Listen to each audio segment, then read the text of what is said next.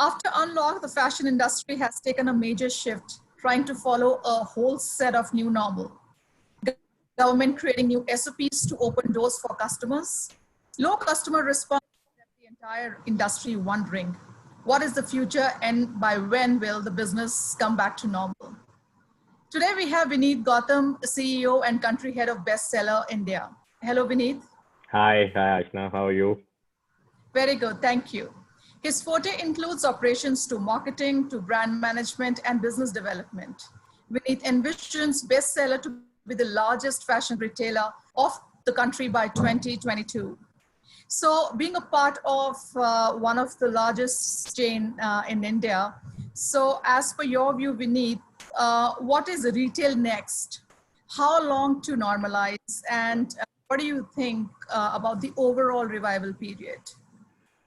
I think the fashion industry has been a very evolving industry.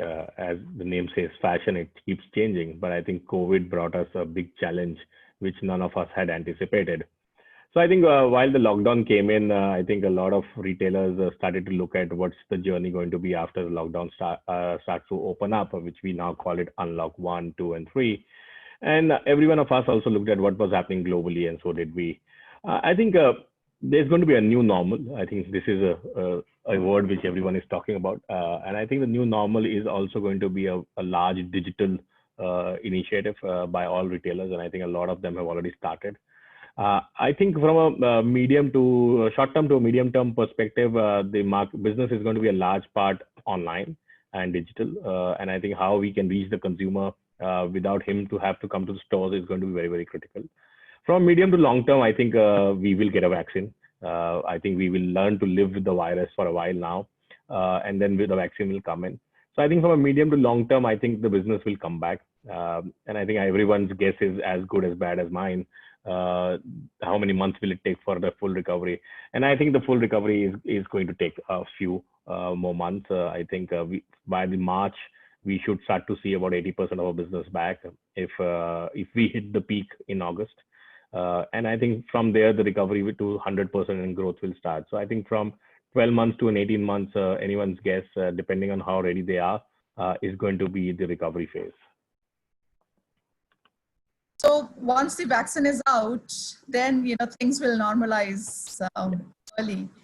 So how Bestseller is coping up with the current crisis and developing the new customer experience and loyalty?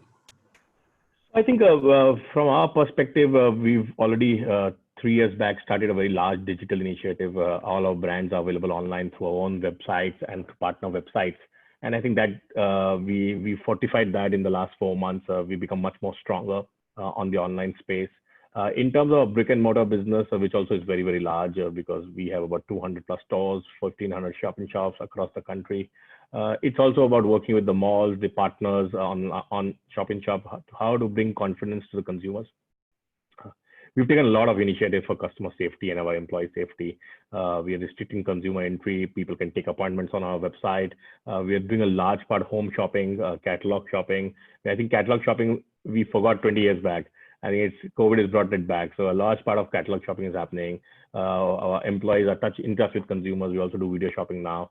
And I think a large part of this will move to social commerce very, very soon. I think all the companies are getting ready, and so are we.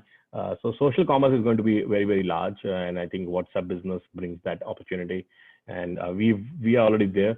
And I think others will also get there. So we've tried to ensure in the last 4 months that we can provide a safe and secure environment to the consumers, which gives them confidence to shop along in the stores. So during these times, what are your new learnings and opportunity with new models in retail? I think I think 4 months is pretty less time to figure out new opportunities and new models. I think the first 2 to 3 months have gone in only safeguarding what you had, ensuring the employees are safe, ensuring that we are ready for the new normal.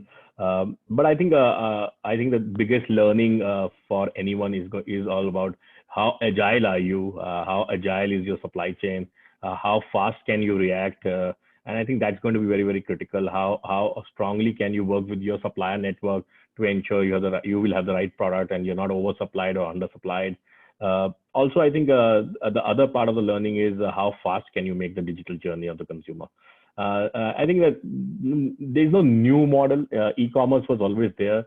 I think it's only about strengthening it. I think hyper-local is a large opportunity, which I think all brands should look at. It was something which I think in India was not much in focus for fashion, but I think that's becoming very large, hyper-local, because we all have stores where we do not have too many consumers coming in.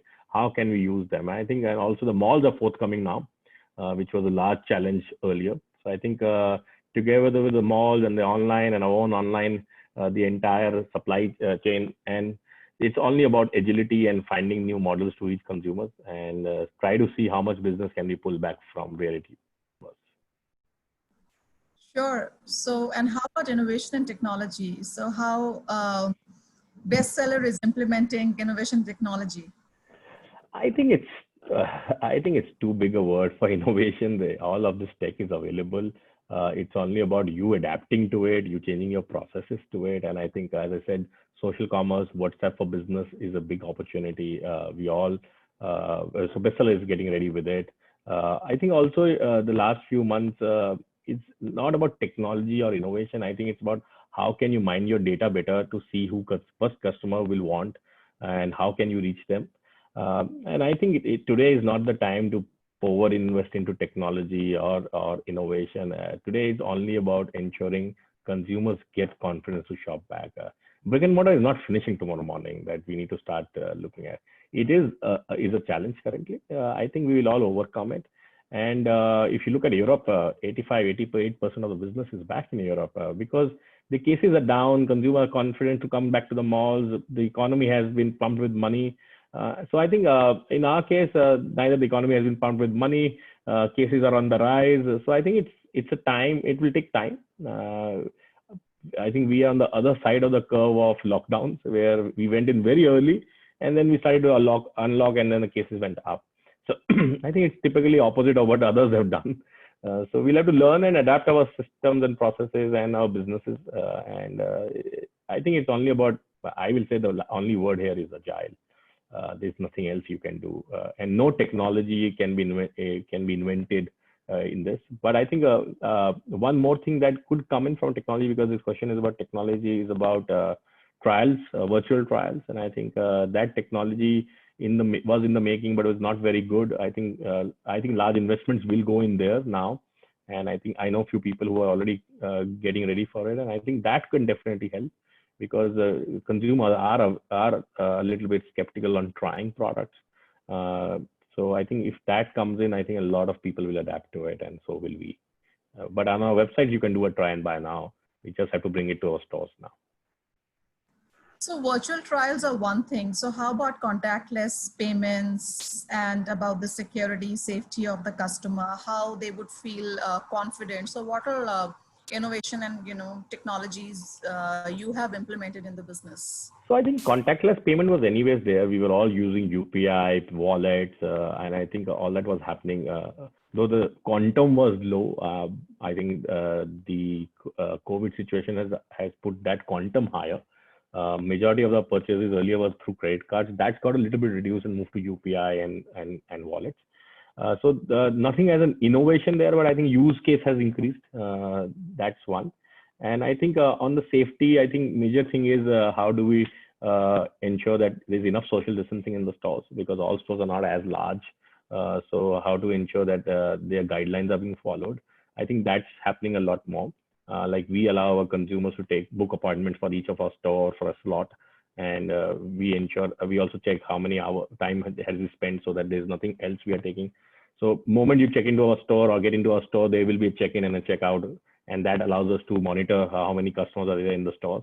I think those are a few things that are happening. Also, I think a few things that people are doing for safety security is sanitizing garments, because we are in the fashion trial business. Fashion doesn't sell without trials. And I think that's where women's business is the most impacted currently. Men's is still okay. So I think there we are trying to ensure we bring in new processes, new things to sanitize the garments much more frequently. How do we use that? So all that is happening. Sure, that's quite interesting. And how about online retail? Online doing these days. So would it complement each other? I think there was no competition between offline and online. It was always complementing. I think I have not seen a very successful online brand who is not available offline. It was always a complement. If you have strong offline presence, you always get a benefit online. So I think it is a complementing thing. Currently, I think the Omni, which was a lot more spoken than delivered, is also getting fastened up to delivery. So I think that's a signal that has happened. And I think the next will be hyper local, which also will be physical and online together.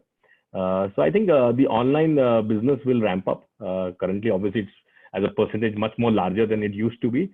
But I think and at the end of this entire COVID situation, whenever that happens, we will see few more consumers moved online because they will get used to online. So a large part of online that was discount driven earlier will also now become experience driven, and people will get used to it. So I think the new normal after the COVID situation gets over is going to be relatively a higher online business than earlier. So currently, the consumer behavior is changing, Vineet. So, how Bestseller is coping up with that? See, I think all businesses have to change with consumer sentiments, and I think so we have to also change. We are looking at, so I think a large part of the shift is not consumer behavior; it's majorly being pushed because of safety. So that change is happening, which I think is a temporary change. So one, we are adapting to that. The other thing is the category mixes are changing. Consumers are buying much more differently than they used to buy, because today you are not going out socially as much as you were going earlier. So there's been shift in the product mix. And I think we've adapted to that mix and see how can we make more products relative, because that's our business. And I think so those are swings we are seeing. There's obviously downtrading that is happening a little bit. Consumers not spending as much as they were spending, but the conversions are really up. So how can you give better experience to those consumers? Relatively less, but can you improve that? So all that is happening at bestseller brands also. Sure. So, and what do you think that the changing product line is the need of the hour to sustain? I think all fashion businesses keep changing product line as per the consumer requirements. And I think this is the same time, like today masks are in a lot of demand. Fashion masks also coming in, and I think we were one of the first ones to bring in fashion masks into the country.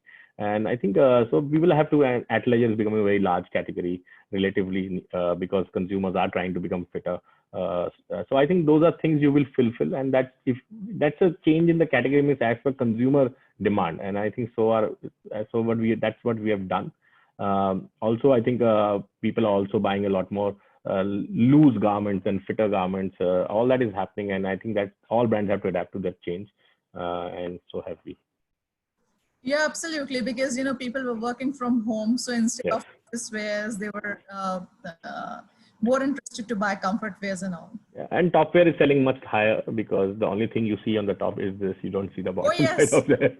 So I think suddenly there's a huge Absolutely. swing in the top wear demand than bottom wear. So Yeah, I think it's majorly how you are, how you're behaving socially, or working. It purely depends from that. So the demand is coming because of that, and when we can see that also. Also, there's no festivity happening, or you can't celebrate the festivity. So there's no opportunity for you to dress up better or dress up much more formally. So I think those are going down. But I think it's a matter of time. We are hopeful by Diwali, we will all learn to live with the virus. And I think Diwali should be a good Diwali. Oh yeah, absolutely. And all retailers are hoping to have a better season in Diwali so that they are able to, manage all their losses. We all need one good Diwali again, and a good Absolutely, winter. absolutely. Yeah. Yeah. Thank you, Vineet. Read Exhibitions initiative of bringing industry leaders for these discussions are helping many in the industry to overcome their day-to-day challenges. So stay with us for much more information to come. Thank you. Ashna, thank you for having me. Bye-bye. Bye.